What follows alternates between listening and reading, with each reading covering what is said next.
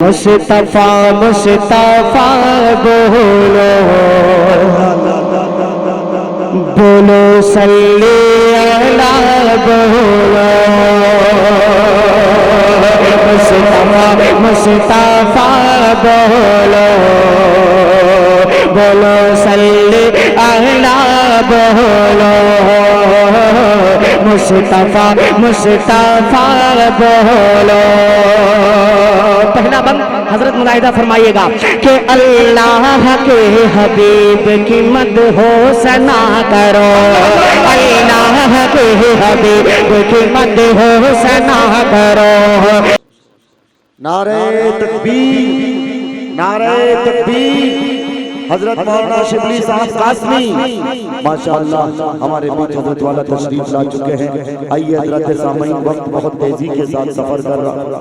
جی، اب میں بلا کسی تاخیر و تمہید کے، چونکہ مجھے اچھی طرح معلوم کہ میں نے مانا میری آواز نہیں جائے گی، بام و در و دیوار سے پلٹ آئے گی، اب بھی موقع ہے، اندھیروں کا کرو کوئی علاج، ورنہ یہ نسل اجالوں کو ترس جائے گی، ورنہ یہ نسل اجالوں کو ترس جائے گی۔ بلا کسی تاخیر کے حضرت مولانا مفتی قاضی امداد اللہ صاحب دامت برکاتہ العالیہ کو میں دعوت دیتا ہوں کہ تشریف لائیں اور اپنے مواعظ حسنہ سے ہم سامعین کو مستفیض فرماویں۔ قاضی امداد اللہ صاحب دامت برکاتہ العالیہ۔ الحمدللہ رب العالمین والصلاة والسلام على سیدنا محمد وعلى آلہ وصحبہ اجمعین، اما بعد فاعوذ باللہ من الشیطان الرجیم، بسم اللہ الرحمن الرحیم، انا نحن نزلنا الذکر وإنا له لحافظون۔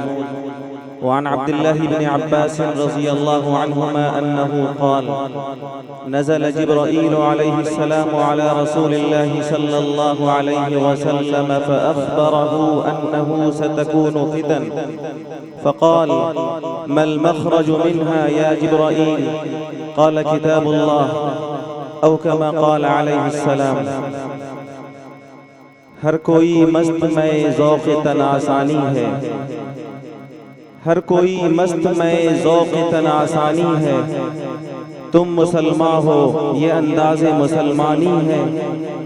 حیدری فقر ہے نئے دولت عثمانی ہے، تم کو اسلاف سے کیا نسبت روحانی ہے۔ وہ معزز تھے زمانے میں مسلمان ہو کر، وہ معزز تھے زمانے میں مسلمان ہو کر، اور تم خار ہوئے تاریخ قرآن ہو کر۔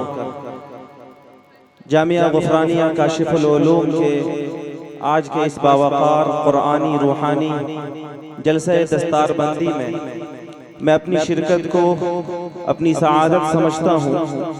کیونکہ آج کا یہ اجلاس قرآن کریم کی مناسبت سے منعقد ہو رہا ہے۔ حفاظ کرام کے سروں پر دستار فضیلت رکھا جانا ہے، اور بہت جلد آپ کے سامنے یہ خوبصورت منظرنامہ آنے والا ہے۔ قرآن مجید کی صورتحال یہ ہے کہ جس چیز کو بھی اس سے نسبت حاصل ہو جاتی ہے وہ چیز عظیم اور بے مثال ہو جاتی ہے، کیونکہ یہ قرآن اللہ رب العالمین کا نازل کردہ ہوا کتاب ہے، اور یہ اتنی بے مثال و بے نظیر ہے کہ پوری دنیا مل کر اس کی کوئی مثال نہیں پیش کر سکتی۔ اللہ رب العالمین کا فرمان ہے قُلْ لَئِنِ اجْتَمَعَتِ الْإِنسُ وَالْجِنُّ عَلَىٰ أَن يَأْتُوا بِمِثْلِ هَذَا الْقُرْآنِ لَا يَأْتُونَ بِمِثْلِهِ وَلَوْ كَانَ بَعْضُهُمْ لِبَعْضٍ ظَهِيرًا۔ امام کائنات صلی اللہ علیہ وسلم کو خطاب کر کے یہ بات کہی گئی کہ آپ دنیا کے انسانوں اور جنات سے یہ بات کہیے کہ اگر دنیا کے سارے انسان اور سارے جن مل کر قرآن جیسی کوئی کتاب لانا چاہیں اور سب ایک دوسرے کی مدد کریں تو بھی نہیں لا سکتے، کیونکہ یہ قرآن مکمل بے مثال کتاب ہے۔ اس قرآن کو جس اللہ نے اتارا وہ رب کائنات ہے اور وہ بے مثال رب ہے۔ اس قرآن کو اللہ نے جس رسول پر اتارا، ہمارے آقا امام کائنات صلی اللہ علیہ وسلم بے مثال رسول ہیں، خیر البشر ہیں، سید الانبیاء ہیں۔ اللہ نے اس قرآن کو جس مہینے میں اتارا، شہر رمضان الذی انزل فیہ القرآن، رمضان کا وہ مہینہ بے مثال مہینہ ہے۔ اللہ نے اس قرآن کو جس رات میں اتارا، اِنَّا أَنزَلْنَاهُ فِي لَيْلَةِ الْقَدْرِ، شب قدر کی وہ رات دوسری تمام راتوں میں بے مثال ہے۔ اللہ تعالیٰ نے اس قرآن کو مکہ و مدینہ اور حجاز کی جس سرزمین پر اتارا، وہ سرزمین دنیا انسانیت کی دوسری تمام سرزمین سے بے مثال ہے۔ اس قرآن کو جو پڑھاتا ہے، اس قرآن کو جو پڑھتا ہے، وہ سب سے بہتر اور بے مثال بتایا گیا۔ خیرکم من تعلم القرآن وعلمہ۔ اس لیے بسیٹھا کے مسلمانوں، اگر تم بے مثال اور عظیم بننا چاہتے ہو تو راستہ صرف ایک ہے کہ اللہ پاک نے جو بے مثال اور عظیم کتاب عطا فرمائی ہے، اس سے اپنی گہری مناسبت پیدا کرو، اس سے اپنے تعلق کو مضبوط کریں۔ امام کائنات صلی اللہ علیہ وسلم نے ایک موقع سے فرمایا، من ترکہ من جبار قسمہ اللہ ومن ابتغى الہدى فی غیرہ اضلہ اللہ، کہ لوگوں یہ وہ عظیم کتاب ہے کہ جو کوئی سرکشی کی بنیاد پر قرآن کریم کو چھوڑ دے گا، اللہ اسے توڑ دے گا۔ قرآن کریم نے زندگی گزارنے کے لیے جو ہدایات عطا کیے، چاہے عقائد کے تعلق سے ہوں، عبادات کے تعلق سے ہوں، معاشرت کے تعلق سے ہوں، معاملات کے تعلق سے ہوں، زندگی کے کسی بھی مسئلے میں قرآن کریم نے جو رہنما ہدایات عطا کیے، جو دستور قرآن میں اللہ نے عطا کیا، اگر دنیا کا کوئی انسان غرور اور سرکشی کی بنیاد پر قرآن کی ربانی ہدایت کو چھوڑ دے گا، قسمہ اللہ کے سچے رسول نے فرمایا کہ اللہ اسے توڑ دے گا، دنیا میں نہیں تو آخرت میں وہ ذلیل و رسوا ہو جائے گا۔ وَمَنِ ابْتَغَى الْهُدَى فِي غَيْرِهِ أَضَلَّهُ اللَّهُ، اور فرمایا اس نبی نے جس کی زبان نے کبھی جھوٹ نہیں بولا کہ جو کوئی بھی قرآن کے علاوہ کسی اور نظام زندگی میں اپنی ہدایت تلاش کرے گا، اللہ اسے گمراہ کر دے گا۔ لوگوں یہ بڑی عظیم کتاب ہے جو اللہ نے ہمیں عطا فرمائی ہے، اور اس کی عظمت کا حال یہ ہے کہ جس سے بھی اس کو نسبت لگتی ہے وہ چیز عظیم بن جاتی ہے۔ اب قرآن مجید کے حفاظ کی دستار کے عنوان سے آپ یہاں پر جمع ہیں، اس لیے میں بغیر کسی جھجک کے یہ بات کہہ سکتا ہوں کہ آپ کی یہ مجلس، آپ کا یہ یہاں بیٹھنا دنیا کی دوسری تمام مجلسوں میں، تمام میٹنگ میں بے مثال اور عظیم مجلس ہے۔ میرے بھائیوں اور میرے بزرگوں، یہ دستار بندی حفاظ کرام کی ہونی ہے۔ اس مناسبت سے میں دو تین گزارشات آپ کے سامنے عرض کرنا چاہتا ہوں۔ قرآن مجید کو جو لوگ اپنے سینوں کے اندر محفوظ کرتے ہیں، اللہ انہیں اپنی ایک صفت عطا کرتا ہے، وہ حافظ ہو جاتا ہے، حافظ قرآن کہلاتا ہے۔ حافظ یہ اللہ کی صفت ہے۔ قرآن کریم سے نسبت کے بعد، قرآن کریم سے حفظ کے بعد ان کا مقام اور مرتبہ اتنا بلند ہو جاتا ہے کہ ایک موقع سے امام کائنات صلی اللہ علیہ وسلم نے یہ بات ارشاد فرمائی، ان للہ اہلین من الناس، اے لوگو دنیا کے اندر کچھ لوگ ہیں جو خاص اللہ کے گھر کے لوگ ہیں۔ دنیا میں رہتے ہوئے، تمہارے گھروں میں رہتے ہوئے، تمہارے سماج اور معاشرے میں رہتے ہوئے، تمہاری سوسائٹی میں رہتے ہوئے کچھ لوگ ہیں جو اس پوزیشن میں ہیں کہ وہ خاص اللہ کے گھر کے لوگ ہیں۔ آپ دنیا کے اندر دنیا کے مختلف عہدے والوں کا اکرام کرتے ہیں، ان کا رسپیکٹ کرتے ہیں، ان کی عزت کرتے ہیں، لیکن ساتھ ساتھ اس بڑے منصب والے ان کے گھر کے لوگوں کا بھی اکرام کرتے ہیں کہ یہ ڈی ایم صاحب، یہ سی ایم صاحب، یہ پی ایم صاحب کے گھر کے لوگ ہیں۔ اے لوگوں، پوری کائنات کا جو رب ہے اللہ، اس اللہ کے خاص گھر کے بتائے گئے آقا صلی اللہ علیہ وسلم نے کہ اس کے گھر کے کچھ خاص لوگ ہیں۔ صحابہ نے فرمایا، من ہم یا رسول اللہ، اے اللہ کے رسول وہ کون خوش نصیب ہے جو اس دنیا میں رہ کر خاص اللہ کے گھر کا بندہ ہے۔ آقا صلی اللہ علیہ وسلم نے فرمایا، اہل القرآن ہم اہل اللہ و خاصتہ، قرآن کریم والے، قرآن کریم کو پڑھنے والے، پڑھانے والے، قرآن مجید کو حفظ کرنے والے، یہ حفاظ، یہ دنیا کے اندر رہتے ہوئے خاص اللہ کے گھر کے لوگ۔ میرے بھائی اور میرے بزرگوں، قرآن کریم سے نسبت کی بنیاد پر قرآن مجید کے حفاظ کا، جن حفاظ کی دستار بندی ہونی ہے اور جو ان کے گارجین یہاں بیٹھے ہیں وہ سنیں اس بات کو۔ میں خاص طور سے یہ بات اپنے ان عزیز بچوں سے ہی کرنا چاہتا ہوں کہ ان کے سینے میں اللہ نے جو قرآن رکھا ہے، اس قرآن کی بنیاد پر اللہ کے یہاں ان کا اتنا اونچا مقام اور اتنا اونچا مرتبہ بتایا گیا کہ امام کائنات صلی اللہ علیہ وسلم نے فرمایا، من قرأ القرآن وعمل بما فيه البس والداه تاجا يوم القيامة ضوءه احسن من ضوء الشمس في بيوت الدنيا. اے لوگو جو قرآن مجید کا حفظ کرتا ہے اور اس پر عمل کرتا ہے اس کے ماں باپ کو کل میدان محشر میں جب اولین و آخرین کا مجمع ہوگا، آدم سے لے کر دنیا کے اخیر انسان تک کے لوگوں کا مجمع ہوگا، اللہ ایسے مجمع میں قرآن مجید کے بعمل حفاظ کے ماں باپ کو سورج سے بھی زیادہ روشن تاج عطا کرے گا. یہ مقام بتایا امام کائنات صلی اللہ علیہ وسلم نے. ایک جگہ آپ نے فرمایا من قرأ القرآن فاستظهره فأحل حلاله وحرم حرامه ادخله الله الجنة وشفعه في 10 من اہل بیتی كلهم قد وجبت له النار. فرمایا کہ اے لوگوں جو قرآن مجید کو پڑھتا ہے، اسے یاد کرتا ہے اور پھر اس کی روشنی میں اپنی زندگی گزارتا ہے، اس کے حلال کو حلال جانتا ہے، اس کے حرام کو حرام جانتا ہے، قرآن نے جو سیدھا راستہ دیا اس پر وہ چلتا ہے، قرآن نے جس سے منع کیا اس سے وہ رکتا ہے. آقا نے فرمایا ادخلہ اللہ الجنہ،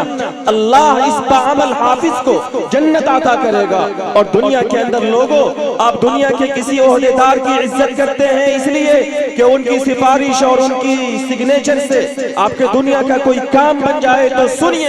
حافظ قرآن اس لائق ہے کہ آپ اسے اپنے سر کا تاج بنائیں، آپ انہیں اپنے سروں پہ بٹھائیں، کیونکہ کل میدان محشر میں جب کسی شخص کی بدعملی کی بنیاد پر اس کے جہنم میں جانے کا فیصلہ ہو چکا ہوگا تو آقا صلی اللہ علیہ وسلم نے فرمایا شفعہ فی 10 من اہل بیتی کہ بعمل حفاظ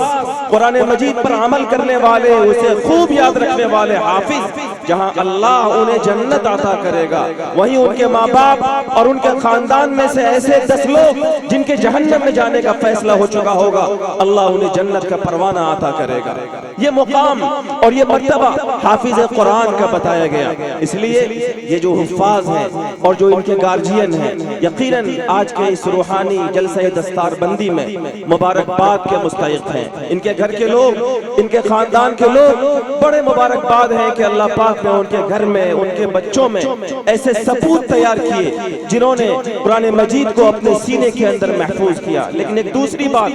یاد رکھنے کی ہے کہ قرآن مجید کے حفظ پر جو فضیلت بتائی گئی، قرآن مجید کے یاد کرنے پر جو اجر بتایا گیا کہ اللہ تعالیٰ حافظ کے ماں باپ کو سورج سے زیادہ روشن تاج عطا کرے گا، اللہ تعالیٰ حافظ قرآن کو جنت عطا کرے گا، اللہ تعالیٰ حافظ قرآن کے خاندان میں سے 10 ایسے لوگوں کو جنت عطا کرے گا جن کے جہنم میں جانے کا فیصلہ ہو چکا ہوگا. میرے عزیز حافظوں اور ان کے گارجینوں یاد رکھیے قرآن مجید کے یہ وعدے اور یہ بشارتیں کچھ شرطوں کے ساتھ مشروط ہیں. میں نے جو حدیث آپ کو سنائی اس حدیث میں آقا صلی اللہ علیہ وسلم نے الگ الگ شرطیں بتائیں. ایک جگہ فرمایا عامل بما فیہ کہ قرآن مجید کو حفظ کرنے کے بعد اس پر عمل کرے.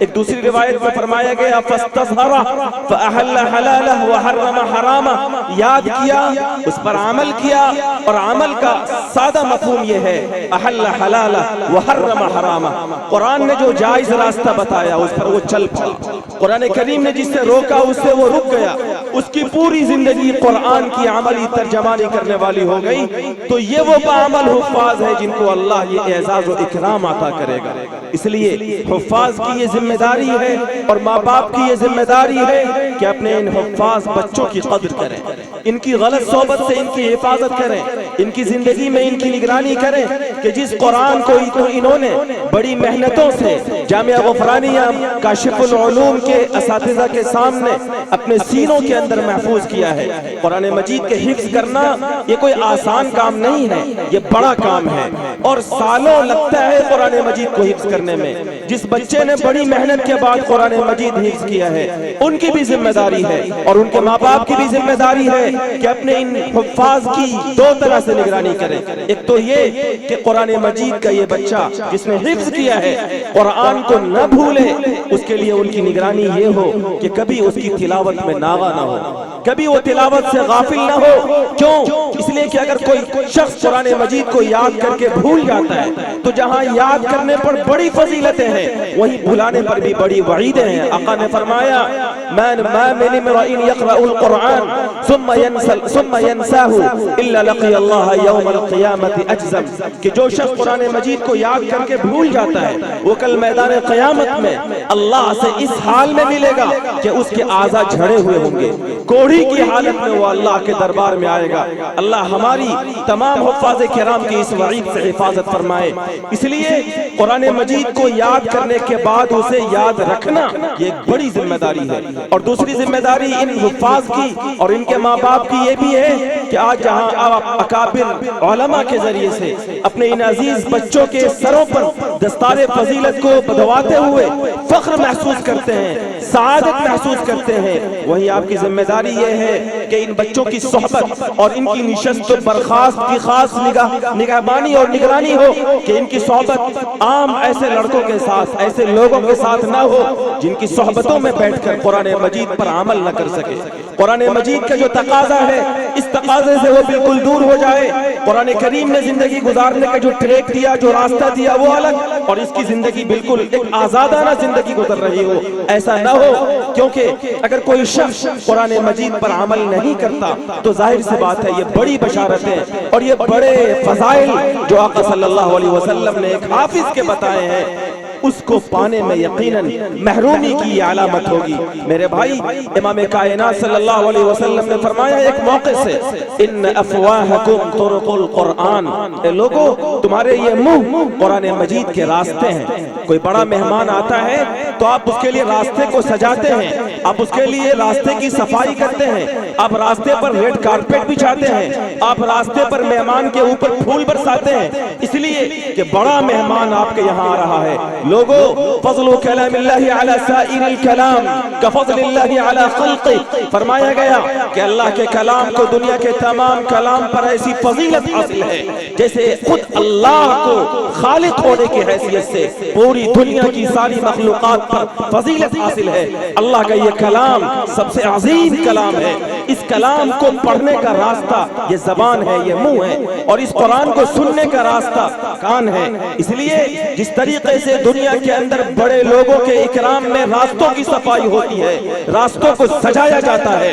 راستوں پر پھول بچھائے جاتے ہیں, اللہ کا قرآن جس زبان سے پڑھا جائے, اللہ کا قرآن جس کان سے سنا جائے, اس زبان پر گندے الفاظ, اس زبان پر غیبت, اس زبان پر چغلی, اس زبان پر جھوٹ, اس زبان پر گانے کے گندے الفاظ, جس کان سے اللہ کا قرآن ان عزیز حفاظ نے سنا, ان کانوں میں گانے کے فوش کلمات, ان کانوں میں اللہ رسول کو ناراض کرنے والی باتیں قطعاً نہیں ہونی چاہیے. یہ قرآن مجید کے حقوق کی حق تلفی ہے. اس لیے دوسری ذمہ داری جو بچوں کی ہے اور ان کے گارجینوں کی ہے اور ہر حافظ قرآن کی ہے وہ یہ ہے کہ اللہ پاک نے جو عظیم قرآن ان کے سینے میں عطا فرمایا ہے پوری زندگی اس کی قدر کریں. اور قدر یہ ہے کہ اپنی زبان کی بھی حفاظت کریں, اپنے کان کی بھی حفاظت کریں, اور اپنی ان نگاہوں کی بھی حفاظت کریں جن نگاہوں سے اللہ کے قرآن کو دیکھ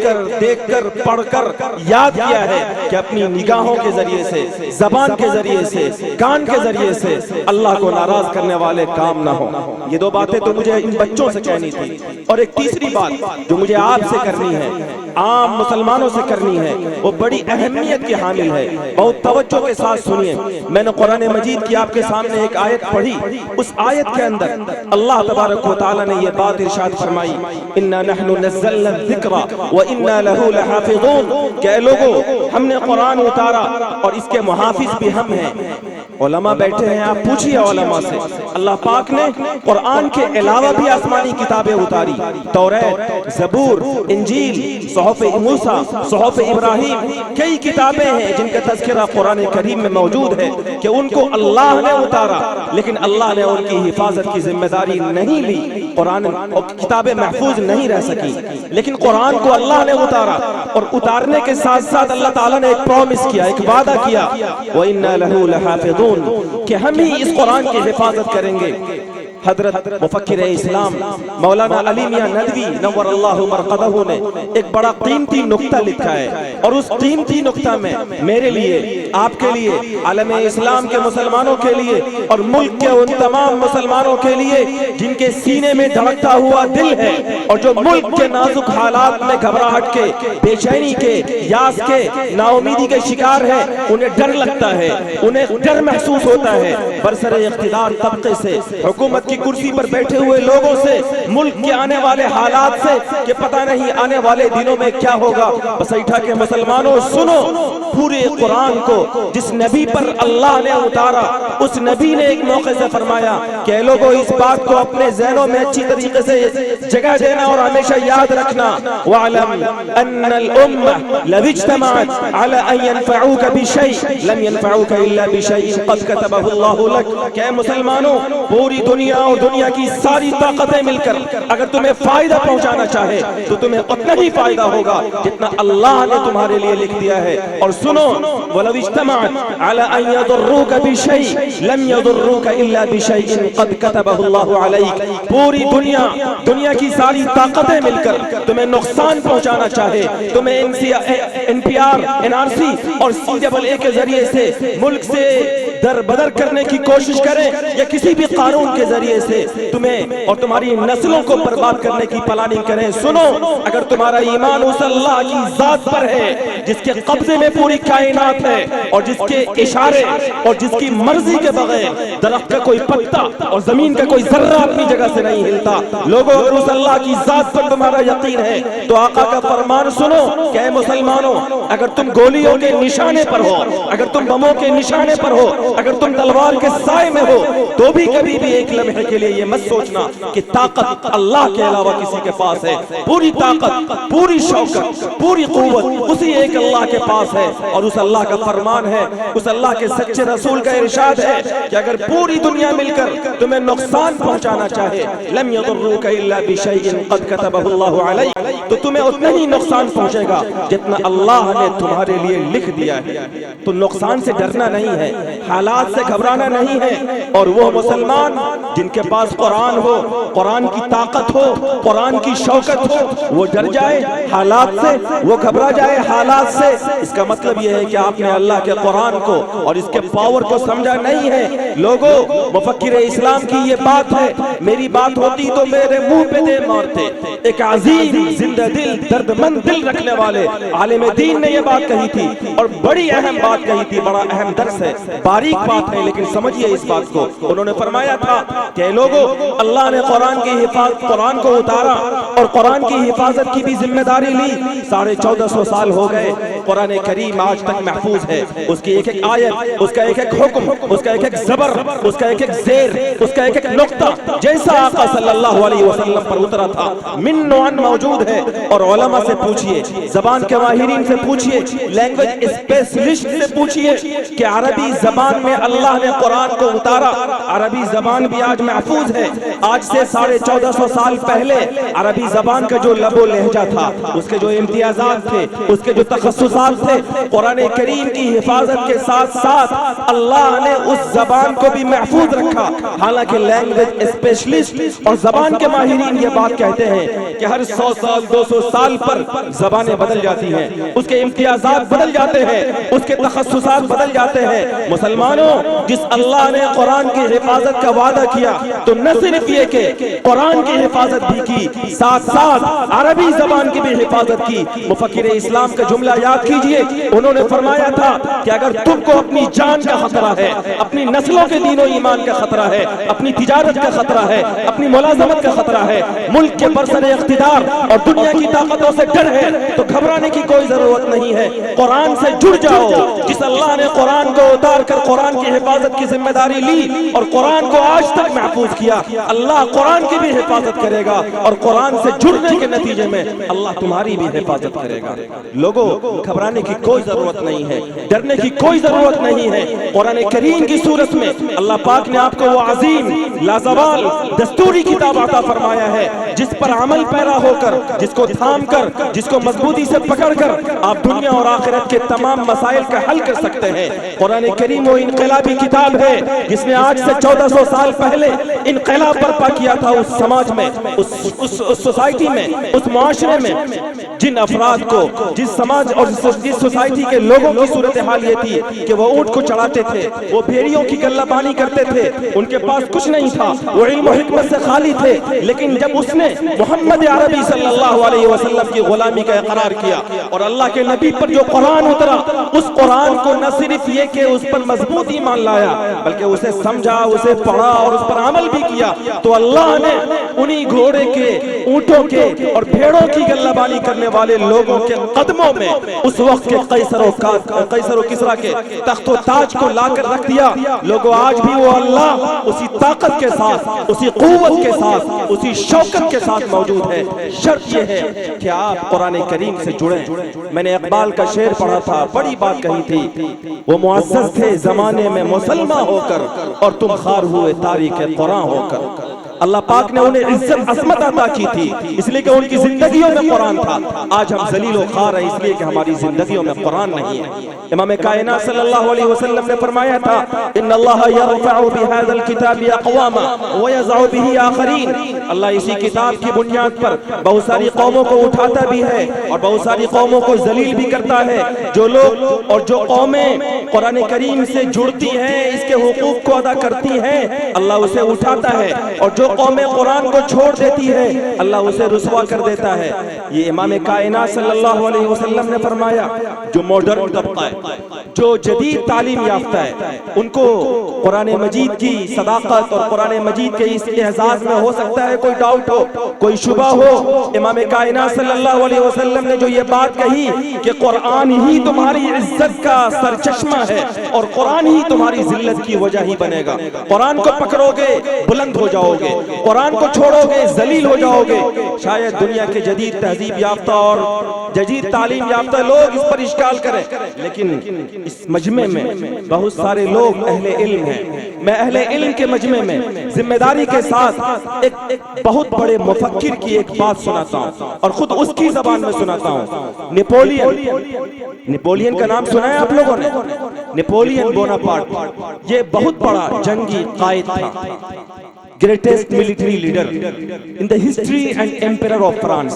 سلطنت فرانس کا ایک بڑا جنگی قائد، ایک بڑا جنگی رہنما تھا۔ اس نے ایک بڑی قیمتی بات کہی ہے اور آب زر سے لکھے جانے کے قابل بات کہی ہے، انہی کی زبان میں سنیے۔ اس نے یہ بات لکھی ہے جب وہ دنیا کے بڑے بڑے شہروں کو اور ملکوں کو فتح کر رہا تھا، اس نے ایک بات کہی تھی جو ہم جیسے اور ملک کے اس وقت کے کمزور مسلمانوں کے لیے ایک بڑی آئیڈیل اور بڑی قیمتی بات اس نے کہی۔ اس نے کہا تھا I hope it won't too late that time which I can unite all the scholars of all the countries together and establish a monotone society based on principles of Quran. It only will guide people to prosperity۔ جو لوگ زبان کے ماہر ہیں وہ شاید سمجھ گئے ہوں گے کہ اس نے کیا بات کہی ہے۔ آج دنیا کے لوگوں کو قرآن میں کیڑے نظر آتے ہیں، قرآن میں کیڑے نکالنے والے تو اللہ نے اسلام سے نکال دیا اور وہ کسی اور دھرم کے اندر چلا گیا۔ آپ نے شاید اس کا نام بھی سنا، نام لینا میں مناسب بھی نہیں سمجھتا ہوں، آپ اشارات کو سمجھئے۔ لیکن جن لوگوں کا ایمان قرآن پر نہیں ہے ان لوگوں نے بھی قرآن مجید کے تعلق سے اتنی اعلیٰ بات کہی ہے کہ سنیے اور سر دھنیے۔ جو لوگ انگریزی نہیں جانتے وہ سنیں انہوں نے کیا بات کہی۔ انہوں نے یہ بات کہی اس وقت جب وہ ملکوں کو فتح کر رہا تھا کہ ابھی بھی دیر نہیں ہوئی، پوری دنیا جو امن، چین، سکون اور خوشحالی کو تلاش رہی ہے، پوری دنیا کو امن، چین اور سکون اور خوشحالی چاہیے، تو اس کا ایک راستہ ہے اور وہ راستہ یہ ہے کہ قرآن کریم کے اصول اور قرآن کریم کی بنیاد پر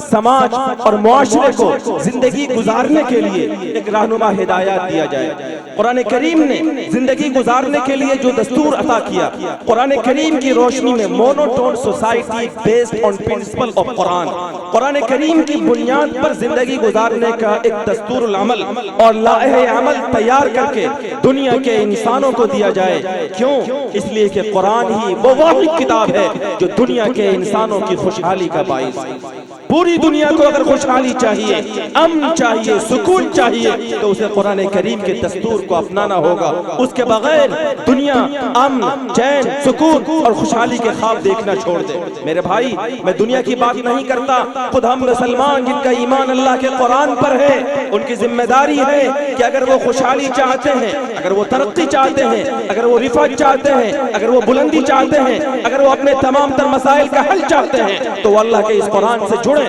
और इनके हुकूक को अदा करें। मैंने एक हदीस पढ़ी थी, उस हदीस का पैगाम सुनाकर मैं अपनी बात मुकम्मल करता हूँ। आका सल्लल्लाहु अलैहि वसल्लम के पास एक मर्तबा अफजलुल मलाइका हजरत जिब्रील तशरीफ लाए। हजरत अब्दुल्लाह इब्न अब्बास फरमाते हैं आका अलैहिस्सलाम के पास हजरत जिब्रील तशरीफ लाए और हजरत जिब्रील ने यह बात इमाम कायनात सल्लल्लाहु अलैहि वसल्लम से कही, या रसूल अल्लाह इन्नहु सतकूनु फितन, अल्लाह के रसूल अनकरीब बहुत सारे फितने जाहिर होंगे, आपकी उम्मत के सामने बहुत सारे फितने जाहिर होंगे। आज की जो दुनिया है मेरे नौजवानों, ऐसा लगता है कि शायद इमाम कायनात सल्लल्लाहु अलैहि वसल्लम ने इन्हीं हालात के बारे में ये पेशन गोई की थी कि एक जमाना आएगा कि तुम्हारे सामने बहुत सारे फितने जाहिर होंगे, राफिजियत का फितना, कादियानियत का फितना, दहरियत का फितना और तरह तरह के फितना और इल्हाद का फितना, दीन से फिर जाने का फितना। उम्मत के सामने बेशुमार फितने मुंह खोल कर खड़े हैं और हर फितने का दाई इलेक्ट्रॉनिक मीडिया और प्रिंट मीडिया के जरिए से अपने फितने की तरफ हमारी नस्लों को, हमारी न्यू जनरेशन को, हमें और आपको बुला रहा है। और माफ कीजिएगा, हमारा जो नौजवान तबका है, हमारी जो नई नस्ल है, हमारी जो न्यू जनरेशन है, वो बड़ी तेजी के साथ उन फितनों का शिकार हो रही है। और इस वक्त मैं एक बात आपके सामने अर्ज करना चाहता हूँ, बड़ी जिम्मेदारी के साथ इस वक्त उम्मत के सामने और इस मुल्क के अंदर अकाबिर उलमा यहाँ बैठे हैं, इनके एहतमाद के साथ मैं ये बात आपसे कहूँ, इस वक्त इस मुल्क के अंदर एक सबसे बड़ा फितना और चैलेंज जो हमारे सामने है वो इर्तिदाद का फितना है, दीन से फिर जाने का फितना है। शायद आपको ये बात अजीब सी लगे कि इस मुल्क के अंदर ये फितना कहाँ से उभार रहा है, तो सुनिए, आपके इल्म के लिए मैं ये बात कहूँ कि इस मुल्क के एक अजीम आलिम दीन है, all India Muslim personal law board के अहम रुकन हैं और मुल्क के बड़े दर्द दिल रखने वाले आलिम दीन हैं, हजरत मौलाना सैयद हजरत मौलाना अबू सज्जाद नौमानी दामत बरकातुहू। वो उस टीम का हिस्सा है जिस टीम ने एक सर्वे किया, एक जायजा लिया मुल्क के अंदर जो मैरिज रजिस्ट्रार की ऑफिस है, उस ऑफिस से पूरे मुल्क के तमाम मैरिज रजिस्ट्रेशन की ऑफिस से ये डेटा उन्हें मिली। उस डेटे में ये बात कही गई कि इस मुल्क के अंदर गुज़िश्ता साल में 8 लाख मुस्लिम बच्चियां हैं जो गैरों के साथ जा चुकी हैं, दीन से मुर्तद हो चुकी हैं, दीन से फुट चुकी हैं। मैं 8,000 की बात नहीं कर रहा हूँ, मौलाना मौलाना सज्जाद नौमानी ने ये बात कही और वो उस टीम का हिस्सा है बतौर मुशीर के, जिसने ये डेटा मुल्क के तमाम मैरिज रजिस्ट्रार की ऑफिस से निकाली है कि इस मुल्क के अंदर स्कूलों में, कॉलेजों में और दीगर तालीमी इदारों में पढ़ने वाली 8 लाख बच्चियां ऐसी हैं जो दीन से फिर गई, जो दीन से मुर्तद हो गई। लोगों, इर्तिदाद का फितना ये एक बड़ा फितना है जो आपके सामने मुंह खोल कर खड़ा है। इन तमाम फितनों से आपकी और आपके नस्लों की हिफाजत कैसे होगी, मैं इस वक्त तफसील के साथ आपके सामने बात नहीं करना चाहता, क्योंकि हमें अपने अकाबिरीन से इस्तिफादा करना है। हम अपनी बेटियों को, अपनी नस्लों को इर्तिदाद से, बेदीनी से, बददीनी से कैसे बचाएंगे। हजरत जिब्रील ने इमाम कायनात सल्लल्लाहु अलैहि वसल्लम से जब ये बात कही थी कि या रसूल अल्लाह, आपकी उम्मत के सामने बेशुमार फितने जाहिर होंगे, तो आका सल्लल्लाहु अलैहि वसल्लम ने हजरत जिब्रील से पूछा था, मल मखरजु मिन्हा या जिब्राइल, ए जिब्राइल, मेरी उम्मत तमाम फितनों से कैसे बचेगी। जिन फितनों की तुम बात कर रहे हो उन फितनों से मेरी उम्मत कैसे बचेगी। ए मुसलमानों, अगर आपकी नई नस्ल, न्यू जनरेशन, आपकी बेटियां मुर्तद हो रही हैं, दीन से फिर रही हैं, उनके सीनों में अल्लाह की मारिफत, नबी पाक सल्लल्लाहु अलैहि वसल्लम का सच्चा इश्क मोजज़न नहीं है और वो दीन से फिर कर किसी और राह पर जा रही है, तो सुनो, इस फितने से और تمام تر فتنوں سے بچاؤ کے لیے جب امام کائنات نے حضرت جبریل سے پوچھا تھا کہ نسخہ کیا ہے، وہ راستہ کیا ہے جس راستے پر چل کر امت فتنوں سے بچے گی، تو حضرت جبریل نے کہا کتاب اللہ. آپ کی امت کو اور آپ کی امت کی نسلوں کو تمام تر فتنوں سے بچانے والی چیز صرف اور صرف ایک ہے، اور وہ اللہ کی کتاب ہے، قرآن مجید ہے. ہماری ذمہ داری ہے کہ ہم سب سے پہلے اللہ کے اس قرآن سے جیسے خود اپنی وابستگی اور اپنا تعلق مضبوط کریں، ویسی ہماری دوسری ذمہ داری یہ بھی ہے کہ ہم اپنے بچوں کو، اپنی نسلوں کو سب سے پہلے اللہ کے اس قرآن سے جوڑیں. ہم انہیں عصری تعلیم گاہوں میں، ہم انہیں ورلڈ وائڈ ایجوکیشن سے آراستہ کرنے سے پہلے، ہم انہیں جدید تعلیم سے آراستہ کرنے سے پہلے اللہ رسول کی معرفت سے آراستہ کریں، قرآن مجید کی مضبوط تعلیم دیں. ہم ایسے ادارے کھولیں جن اداروں میں قرآن مجید کی بھی تعلیم ہو اور قرآنی ماحول کی روشنی میں عصری تعلیم کا بھی انتظام ہو جائے. ملک کے اندر جو آپ کے خیرخواہ لوگ ہیں، آپ کے خیرخواہ لوگ اس ملک کے تعلیمی اداروں میں بھی ایسا نظام تعلیم، ایسا سلیبس رائج کرنا چاہتے ہیں جس نصاب تعلیم کو، جس سلیبس کو پڑھ کر اسکول میں پڑھنے والا بچہ دین پر جم نہیں پائے گا، دین پر قائم نہیں رہ پائے گا. میں سلام کرتا ہوں ملک کے ان اکابرین کو، اور میں سلام کرتا ہوں امارت شریعہ بہار اڑیسہ جھارکھنڈ کے اس عظیم خانوادے کے عظیم فرزند کو جو ہمارے امیر ہیں، مفکر اسلام حضرت مولانا سید محمد ولی رحمانی نور اللہ مرقدہ کے جانشین حضرت مولانا سید احمد ولی فیصل رحمانی، اللہ ان کے عمر کو دراز فرمائے. انہوں نے ملک کے اس خطرناک ماحول کو محسوس کیا. انہوں نے دیکھا کہ ہمارے جو خیرخواہ لوگ اقتدار کی کرسیوں پر بیٹھے ہوئے ہیں، وہ اپنے تعلیمی اداروں میں ایسا نصاب تعلیم رائج کرنا چاہتے ہیں جس نصاب تعلیم کو پڑھ کر بچہ تعلیم یافتہ ایجوکیٹڈ ضرور ہو جائے گا، لیکن وہ دین سے مرتد ہو جائے گا، وہ دین سے پھر جائے گا. اس لیے جب سے انہوں نے امارت شریعہ کی امارت کے مسند پر فائز ہوئے ہیں، ان کی سب سے پہلی ترجیح یہ ہے کہ اپنی نسلوں کے لیے ایسے ادارے قائم کیے جائیں، ایسے تعلیم گاہوں کا قیام کیا جائے جن تعلیم گاہوں میں بیٹوں کے لیے، بیٹیوں کے لیے، نئی نسل کے لیے جدید تعلیم کے انتظام کے ساتھ ساتھ قرآن کی بھی تعلیم ہو. انہیں سب سے پہلے اللہ کی معرفت سکھائی جائے، رسول پاک کا سچا عشق سکھایا جائے، اور اللہ کی معرفت، رسول پاک کے عشق کے ماحول میں ان کو جدید تعلیم سے بھی آراستہ کیا جائے، تاکہ ملک کا یہ بچہ جب بڑا ہو تو اس کے ایک ہاتھ میں اگر ملک کا قانون ہو تو دوسرے ہاتھ میں اللہ کی شریعت اور نبی پاک صلی اللہ علیہ وسلم کا عشق ہو، جس کے بنیاد پر وہ دنیا کی کسی بھی طاقت سے اپنے ایمان کا سودا نہ کر سکے. اس لیے میرے بھائی اور میرے بزرگوں، ضرورت ہے اپنے اکابرین کے فکر کو مضبوط کرنے کی، ان کے ہاتھ کو مضبوط کرنے کی، ان کی تحریک کو مضبوط کرنے کی. آج اگر امارت شریعہ کی یہ تحریک ہے کہ وہ ہر ضلع میں ایک CBSE اسکول بنانا چاہتی ہے کم از کم،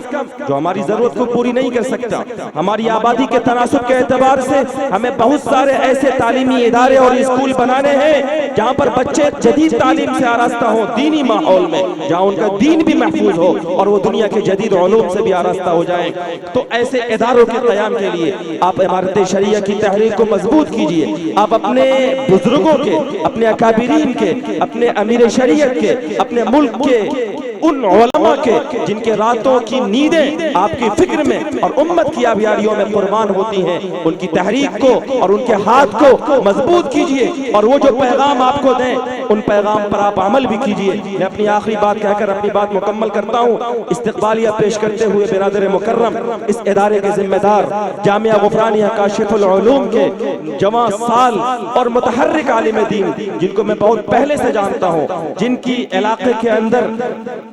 دینی سرگرمیوں سے میں واقف ہوتا رہتا ہوں، اور اس ادارے کے تعلق سے ان کی جو کامیاب کوشش ہے، آج میں نے پہلی بار اس ادارے کو دیکھا، دل کو سکون ملا. جنگل میں منگل جو تعبیر ہے، اگر کہا جائے تو یہ تعبیر اس پر بالکل فٹ آتی ہے. مولانا حسن الرحمان نے اپنے خطبہ استقبالیہ میں جس درد کا اظہار کیا، لوگوں یہ اس امت کا ایک بڑا المیہ ہے کہ اس امت کے اندر ہمارے لیے رونے والا، ہمارے لیے تڑپنے والا، ہمارے لیے فکر کرنے والا، اپنے گھر خود کو اور اپنی ضرورتوں کو قربان کر کے ہمارے لیے اپنے ساری توانائی کو اور اپنی صلاحیت کو لگانے والا اولن تو بہت کم ہے. اور جو لوگ کام کرتے ہیں بدقسمتی ہماری ہے کہ ہم ان کی ٹانگیں کھینچتے ہیں. ہم ان کی حوصلہ افزائی کرنے کے بجائے ہم ان کی حوصلہ شکنی کرتے ہیں. یاد رکھیے میں ایک پیغام سنا کر اپنی بات مکمل کرتا ہوں. امام کائنات صلی اللہ علیہ وسلم نے ایک موقع سے دو طرح کے لوگوں کا تذکرہ کیا. ایک شخص کا تذکرہ کیا, آپ نے فرمایا کہ یہ بڑا مبارکباد ہے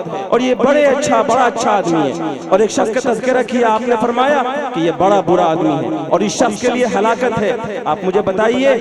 بسیٹھا کے لوگ جو یہاں بیٹھے ہیں اور اطراف کے لوگ, کیا آپ سچی زبان سے اپنے لیے دعا سننا چاہتے ہیں یا اپنے لیے بد دعا سننا چاہتے ہیں؟ آپ دعا سننا چاہتے ہیں تو ہاتھ اٹھائیے. ماشاءاللہ سب لوگ دعا سننا چاہتے ہیں. امام کائنات صلی اللہ علیہ وسلم نے فرمایا طوبی لعبد, مبارکباد کے مستحق ہے اور بڑا قابل قدر ہے, بڑی بھلائی ہے, بڑی اچھائی ہے اس بندے کے لیے. سوال کس بندے کے لیے؟ سنیے گا اور کوشش کیجئے گا کہ آپ اسی گروپ میں ہوں, دوسرے گروپ میں نہ ہوں. آقا نے فرمایا جعلہ اللہ مفتاحا للخیر ومغلاقا للشر, مبارکباد کا مستحق ہے وہ بندہ جس کی کوششوں سے, جس کی زبان کے بول سے, جس کے اعضاء و جوارح کی حرکتوں سے سماج کے اندر, سوسائٹی کے اندر, معاشرے کے اندر خیر کا فروغ ہو, بھلائیوں کا فروغ ہو. کوئی دینی ادارہ چل رہا ہو وہ مضبوط ہو, اس کی اشاعت ہو, اس کا پھیلاؤ بڑھے. کوئی دینی مکتب چل رہا ہے وہ مضبوط ہو اور اس کا نظام بڑھے. کسی مسجد کا نظام اچھا چل رہا ہے وہ نظام اور مستحکم ہو اور مضبوط ہو. آقا نے فرمایا کہ یہ شخص بڑا مبارکباد ہے اور قابل مبارکباد ہے وہ شخص جس کی کوششوں سے مفتاحا للخیر, خیر,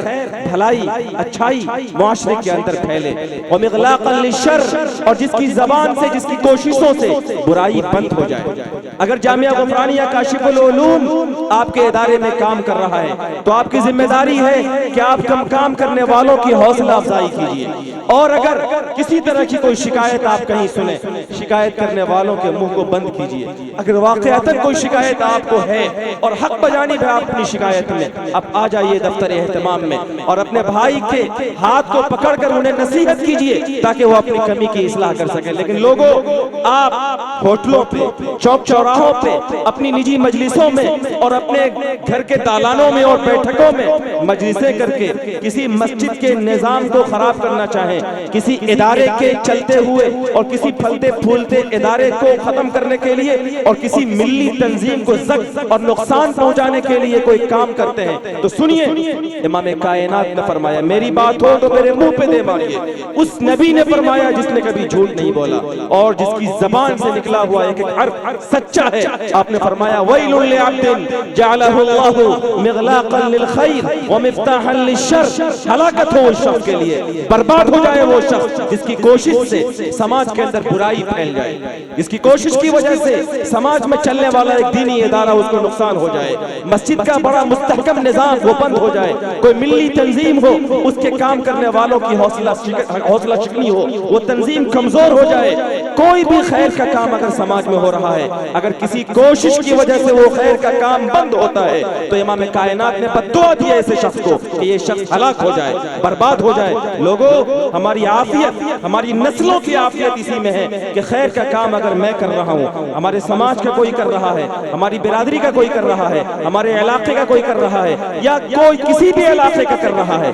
اگر وہ خیر کا کام ہے تو آپ یہ مت دیکھیے کہ کون کر رہا ہے, آپ یہ دیکھیے کہ خیر کا کام ہے اور اس لیے آپ اس کا ہاتھ مضبوط کیجیے. اور اگر کوئی شر کا کام ہے, کوئی برائی کا کام ہے تو یہ مت دیکھیے کہ یہ کون کر رہا ہے, آپ برائی کے کام پر تالا لگائیے. اگر آپ ایسا کرتے ہیں آپ اچھے لوگ ہیں اور یہی قرآن کا پیغام ہے, تعاونوا علی البر والتقوی ولا تعاونوا علی الاثم والعدوان, کہ نیکی اور بھلائی کے کاموں میں ایک دوسرے کی مدد کرو. جامعہ غفرانیہ کاشف العلوم ایک زندہ ادارہ ہے اور کام کرتا ہوا ادارہ ہے. آپ اس ادارے کو اس کی عمارت سے مت ناپیے. مفکر اسلام حضرت مولانا سید محمد ولی رحمانی نور اللہ مرقدہ,